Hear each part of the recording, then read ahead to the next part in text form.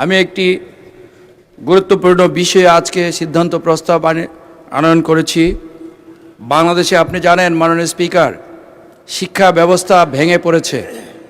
আমি যে এলাকার প্রতিনিধি, সেই এলাকাটি শিক্ষা, সংস্কৃতি এবং ঐতিহ্যে অনেক সমৃদ্ধ ছিল, কিন্তু বিগত ফ্যাসিস্ট আমলে মাননীয় স্পিকার শিক্ষা ব্যবস্থা ভেঙে পড়েছে, সন্ত্রাস মাদকের অভয়ারণ্য পরিণত হয়েছিল।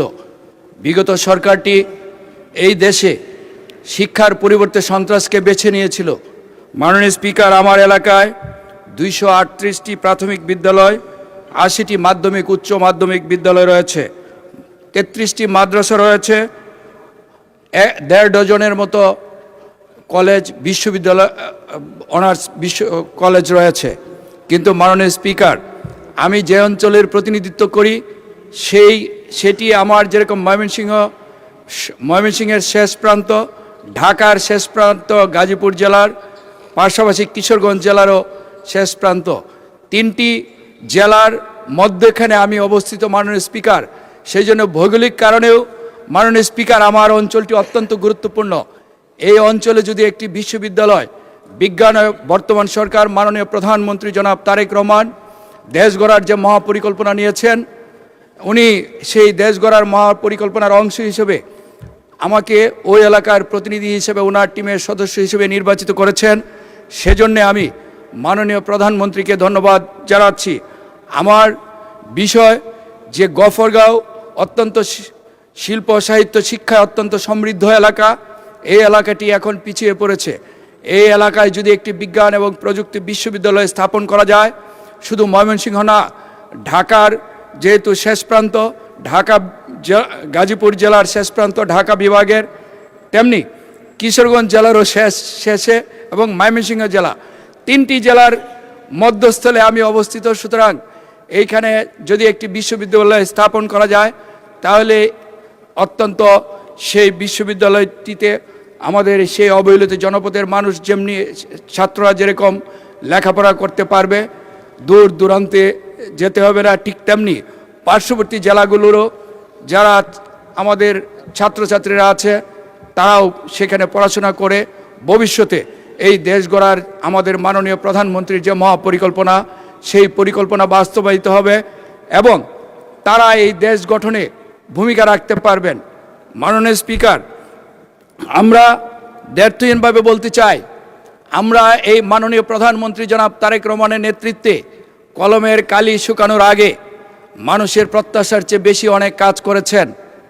উনি ইতিমধ্যে ফ্যামিলি কার্ড বিতরণ করেছেন, আগামী বৈশাখে কৃষক কার্ড বিতরণ করবেন, খাল খনন করবেন। দেশ সংস্কার করতে হলে আমরা বিশ্ববিখ্যাত মনীষীর কথা শুনেছি যে আমাকে একজন শিক্ষিত মা দাও, তোমাকে আমি একটি শিক্ষিত জাতি দিব।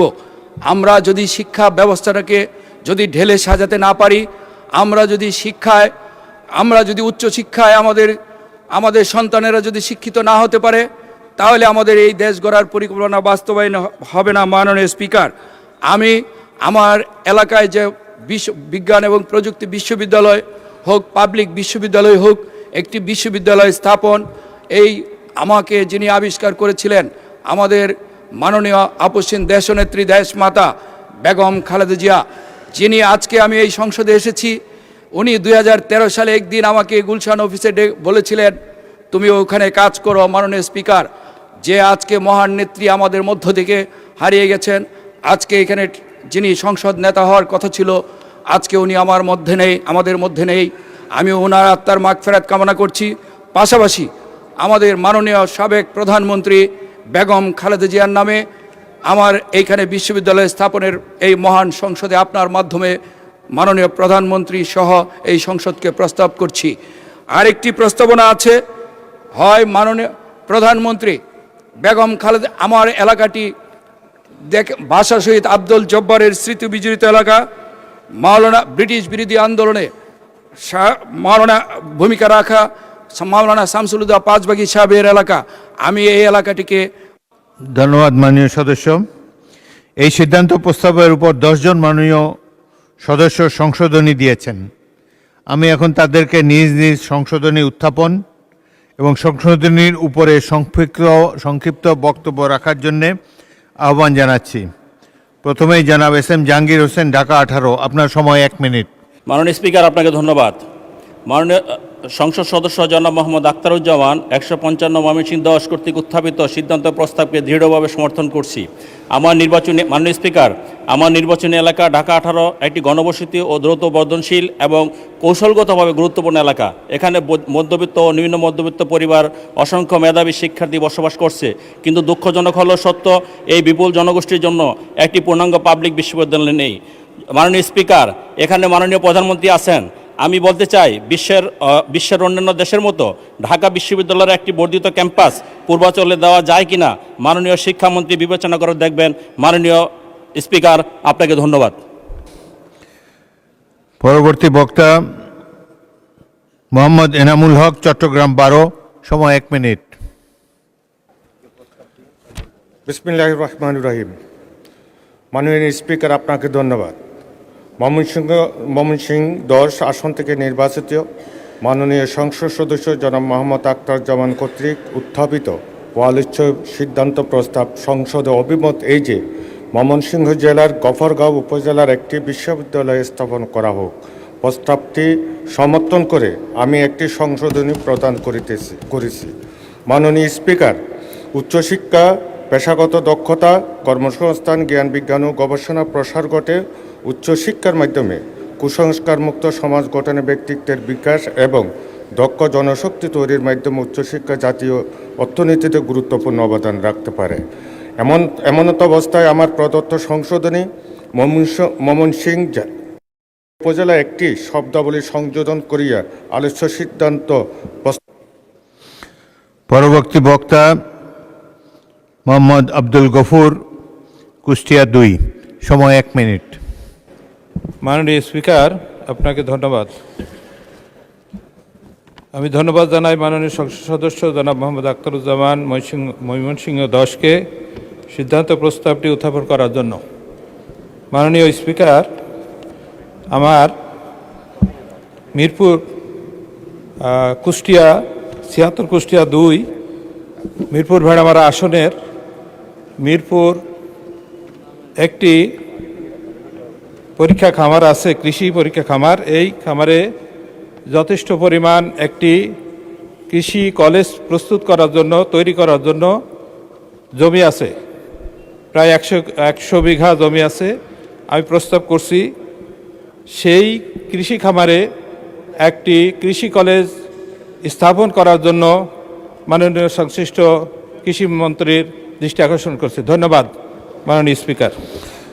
পরবর্তী বক্তা জনাব সরওয়ার জামাল নিজাম, চট্টগ্রাম 13। সময় 1 মিনিট। মাননীয় স্পিকার, আপনাকে ধন্যবাদ। মাননীয় স্পিকার, আমার নির্বাচনী এলাকা আনোয়ারা কর্ণফুলী, চট্টগ্রাম শহরের দক্ষিণে অত্যন্ত শিল্পোন্নত এলাকা এবং এই এলাকায় অনেক লোকের বসবাস এবং বিগত দিনে দেশনেত্রী বেগম খালেদা জিয়ার সময় আমরা একটা হাসপাতাল তৈরি করেছিলাম 30 শয্যা বিশিষ্ট। পরবর্তীকালে সেটাকে আমরা আমাদের ডক্টর মোশাররফ হোসেন সাহেব যখন স্বাস্থ্যমন্ত্রী ছিল তখন উনি 50 শয্যায় উন্নীত করে দিয়েছিলেন। এখন এত বেশি জনসংখ্যার মধ্যে এটা সংকুলন হয় না, এটাকে আমি 100 শয্যা বিশিষ্ট হাসপাতাল করার জন্য প্রস্তাব উত্থাপন করছি। সাথে সাথে আমার আরেকটা উপজেলা আছে কর্ণফুলী। আপনারা জানেন, যেহেতু কর্ণফুলীর অববাহিকে অবস্থিত, এটাতে অনেক শিল্প কারখানা, অনেক লোকের সমাগম, কিন্তু ওখানে কোনো হাসপাতাল নাই। কর্ণফুলী এলাকায় অত্যন্ত একটা আধুনিক হাসপাতাল। জনাব মোহাম্মদ আবুল খায়ের ভূঁইয়া, লক্ষ্মীপুর 2। সময় 1 মিনিট। ধন্যবাদ মাননীয় স্পিকার। আমি ময়মনসিংহ জেলার গফরগাঁও উপজেলা বিশ্ববিদ্যালয় স্থাপনের এই প্রস্তাব আমি সমর্থন করছি আখতারুজ্জামানের ময়মনসিংহ 10-এর।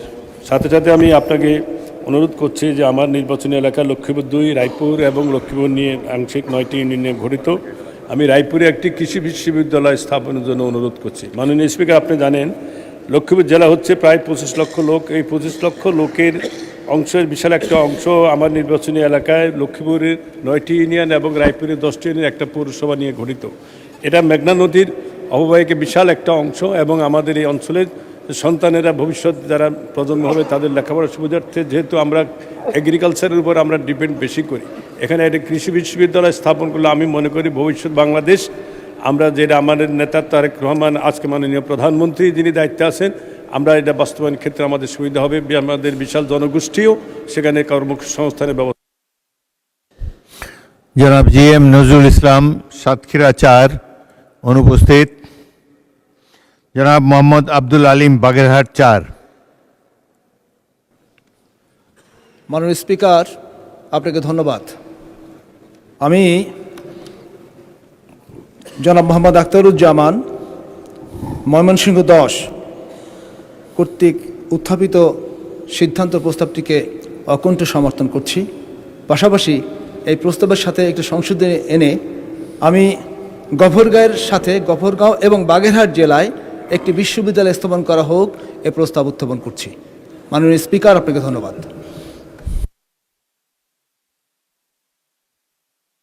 পরবর্তী বক্তা মাননীয় সদস্য রুমিন ফারহানা, ব্রাহ্মণবাড়িয়া 2। মাননীয় স্পিকার, আপনাকে ধন্যবাদ। মাননীয় স্পিকার, মেঘনা আর তিতাসের পাশের ব্রাহ্মণবাড়িয়া, ওস্তাদ আলাউদ্দিন খাঁ এবং ঈশা খাঁর দেশ ব্রাহ্মণবাড়িয়া, পুতুল নাচ আর ছানামুখীর দেশ ব্রাহ্মণবাড়িয়া, বাংলাদেশের শিল্প সংস্কৃতির রাজধানীর নাম ব্রাহ্মণবাড়িয়া। মাননীয় স্পিকার, একদিকে যেমন এখানে বাউল গান হয়, কীর্তন হয়,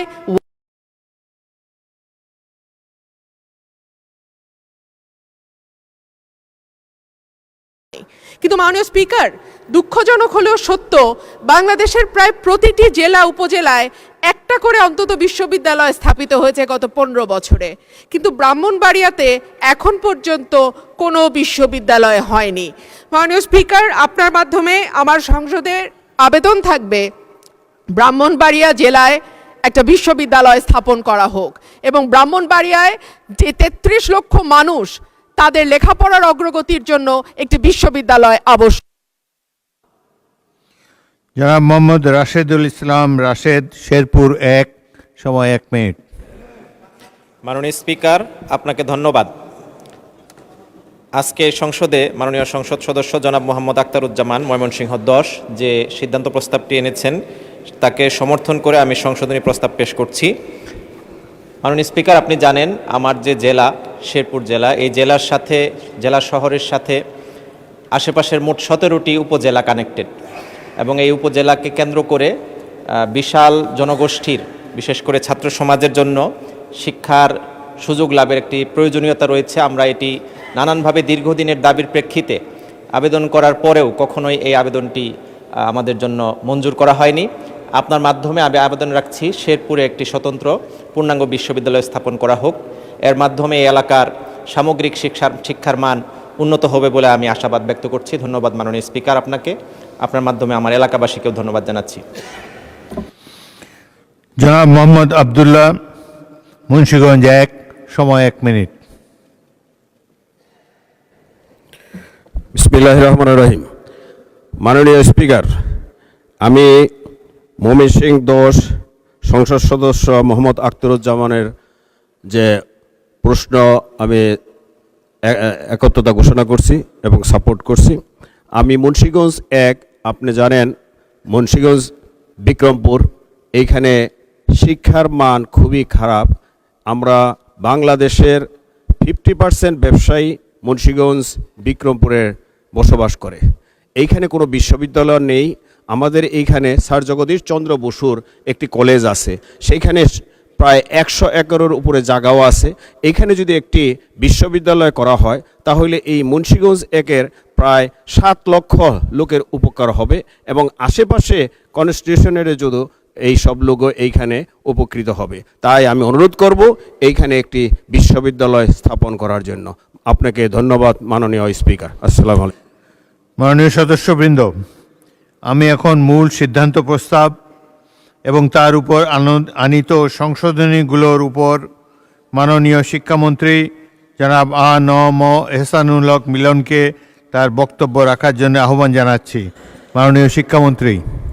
বিসমিল্লাহির রহমানির রহিম। মাননীয় স্পিকার, মাননীয় সংসদ সদস্য কর্তৃক আয়োজিত এই বিশ্ববিদ্যালয় স্থাপনের যে প্রস্তাবটি এসছে, এটি অত্যন্ত গুরুত্বপূর্ণ প্রস্তাব। সেই সাথে আমি দেখেছি আরও 9 জন মাননীয় সংসদ সদস্য এর সমর্থনে, কেউ কৃষি বিশ্ববিদ্যালয়, কেউ কৃষি কলেজ এবং কেউ বা পূর্ণাঙ্গ বিশ্ববিদ্যালয়ের জন্য আবেদন করেছেন। আপনি এবং আমরা সকলেই জানি, বিগত সময়ে সাবেক প্রধানমন্ত্রী দেশমাতা বেগম খালেদা জিয়া শিক্ষাকে সবচেয়ে বেশি অগ্রাধিকার দিয়েছিলেন এবং আপনারা ইতিমধ্যেই দেখতে পেয়েছেন যে 180 দিনের যে প্রোগ্রাম মাননীয় প্রধানমন্ত্রী দিয়েছে, সেখানে তিনি শিক্ষাকে সবচেয়ে বেশি অগ্রাধিকার দিয়েছেন।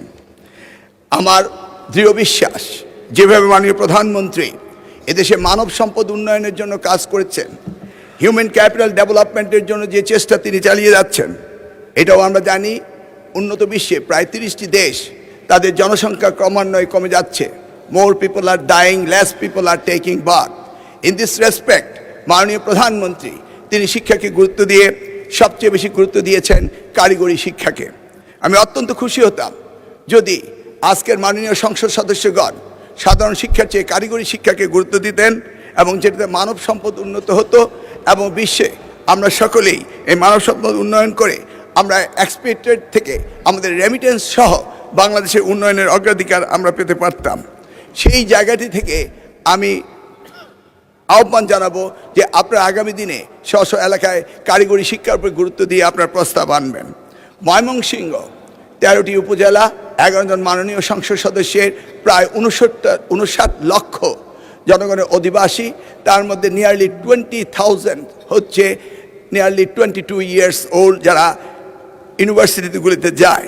সেই জায়গায় আমাদের কৃষি বিশ্ববিদ্যালয় রয়েছে এবং পাশাপাশি আমাদের ওখানে জামালপুর পার্শ্ববর্তী জেলায় বিজ্ঞান ও প্রযুক্তি বিশ্ববিদ্যালয় রয়েছে, একটি প্রাইভেট বিশ্ববিদ্যালয় রয়েছে ব্রহ্মপুত্র ইন্টারন্যাশনাল ইউনিভার্সিটি এবং পাশে রয়েছে নেত্রকোনা ইউনিভার্সিটি। গফরগাঁও থেকে ময়মনসিংহের দূরত্ব মাত্র 52 কিলোমিটার। অপরদিকে ত্রিশালে একটি কবি নজরুল ইসলাম বিশ্ববিদ্যালয় রয়েছে, গফরগাঁও থেকে সেই বিশ্ববিদ্যালয়টির দূরত্ব মাত্র 20 কিলোমিটার। আমরা যদি এই জিওগ্রাফিক লোকেশন এবং ডেমোগ্রাফিক লোকেশনকে আমরা সঠিকভাবে পর্যালোচনা করি, তাহলে আপাতত এই গফরগাঁওতে একটি পূর্ণাঙ্গ বিশ্ববিদ্যালয় দেওয়াটা এই মুহূর্তে কতটা যুক্তিসঙ্গত সেই বিচারের দাবি আমি মাননীয় সংসদ সদস্যের উপর রেখে দিলাম, কারণ ওনার পার্শ্ববর্তী এলাকাগুলিতে রয়েছে। তিনি এটাও বলেছেন যে ঢাকা এবং ময়মনসিংহের মধ্যবর্তী স্থানে এবং খুব উল্লেখযোগ্যভাবে কমিউনিকেশন ওনার খুব ভালো ঢাকার সাথে। সেক্ষেত্রে তিনি আবার পুনর্বিবেচনা করতে পারেন যে তিনি কি সত্যিকার বিশ্ববিদ্যালয় স্থাপনের কথা বলবেন না কোনো কারিগরি প্রতিষ্ঠানের কথা বলবেন। আমি জাহাঙ্গীর আলম সাহেব মাননীয় সংসদ সদস্য ঢাকা, তিনি যে প্রস্তাবটি করেছেন, অন্যান্য উন্নত বিশ্বে অনেক বিশ্ববিদ্যালয় বিভিন্ন রকম ক্যাম্পাস থেকে থাকে। তিনি একটি সুন্দর দাবি করেছেন যে পূর্বাঞ্চলে সরকারের জায়গা রয়েছে, সেখান থেকে জায়গা নিয়ে ঢাকা বিশ্ববিদ্যালয় ক্যাম্পাস 2 করা যায় কিনা সেই ব্যাপারে তিনি আহ্বান জানিয়েছেন। সেই বিষয়টি আমরা আগামী দিনে মন্ত্রণালয় পর্যায়ে এবং মাননীয় প্রধানমন্ত্রী পর্যায়ে আমরা আলোচনা, ঢাকা ইউনিভার্সিটি থাক পূর্বাঞ্চলে জায়গা আছে, আই মিন দ্যাট। ওকে, আমার কথা বলতে দেন। ওকে, ঢাকা বিশ্ববিদ্যালয়ের দ্বিতীয় ক্যাম্পাস করলে ঢাকা বিশ্ববিদ্যালয়ে ট্রাফিক জ্যাম এবং অন্যান্য বিষয়গুলো বিবেচনায় এনে সেটি অদূর ভবিষ্যতে বিবেচনা আনা যায় কিনা সেই ব্যাপারে আমরা পর্যবেক্ষণ করে দেখব। মাননীয় স্পিকার, আমি জানি সকলেই তার স্ব এলাকায় বিশ্ববিদ্যালয় স্থাপনের জন্য আপ্রাণ চেষ্টা করে যাচ্ছেন। যেমনিভাবে মুন্সিগঞ্জের মাননীয় সংসদ সদস্য আবদুল্লাহ সাহেবও বললেন যে নদীর ওপারেই মুন্সিগঞ্জে কোনো বিশ্ববিদ্যালয়, ঠিক তেমনিভাবে রমিন ফারহানা ব্রাহ্মণবাড়িয়া মাননীয় সংসদ সদস্য তিনিও বলেছেন যে ব্রাহ্মণবাড়িয়াতেও তার কোনো বিজ্ঞান প্রযুক্তি বলে কোনো বিশ্ববিদ্যালয় সেখানে নেই। আমাদের বর্তমানে 57টি পাবলিক বিশ্ববিদ্যালয় রয়েছে। আমরা আগামী দিনে উত্তরোত্তর এই বিশ্ববিদ্যালয়গুলো বৃদ্ধিকরণ এবং জনগণের চাহিদা মেটানো এবং আমরা চাই একটি শিক্ষিত জাতি গঠন করার জন্য, সেই ক্ষেত্রে আমরা আগামী দিনে এই চিন্তাভাবনা করব। তবে এই মুহূর্তে গফরগাঁয়ে দেওয়াটা কতটা সমীচীন হবে সেই ব্যাপারে আমি মাননীয় সংসদ সদস্যকে বলবো আপনি নিজ বিবেচনায় এই দাবিটি প্রত্যাহার করার অনুরোধ করছি। ধন্যবাদ আপনাকে। মাননীয় সদস্য জনাব মোহাম্মদ আখতারুজ্জামান, আপনার সিদ্ধান্ত প্রস্তাব সম্পর্কে মাননীয় মন্ত্রী যে বিবৃতি দিলেন, এই প্রেক্ষিতে আপনি ইচ্ছা করলে প্রস্তাবটি প্রত্যাহার করতে পারেন। মাননীয় স্পিকার, আপনাকে ধন্যবাদ। মাননীয় শিক্ষামন্ত্রী অত্যন্ত সুন্দরভাবে বর্ণনা করেছেন। আমি একটা জিনিস মাননীয় শিক্ষামন্ত্রী মহোদয়ের দৃষ্টি আকর্ষণ করছি। আমি ইতিমধ্যে আমার প্রস্তাবটি সংশোধন করে বিজ্ঞান এবং প্রযুক্তি বিশ্ববিদ্যালয়ের দাবি জানিয়েছি। ময়মনসিংহে কোনো বিজ্ঞান এবং প্রযুক্তি বিশ্ববিদ্যালয় নাই। মাননীয় প্রধানমন্ত্রী যে দেশ গড়ার পরিকল্পনা নিয়েছেন এবং যে আমাদের দক্ষ জনশক্তি গড়ার যে পরিকল্পনা নিয়েছেন, তারই অংশ হিসেবে আমি গফরগাঁয়ে একটি বিজ্ঞান এবং প্রযুক্তি বিশ্ববিদ্যালয় স্থাপনের জন্য দাবি জানিয়েছি।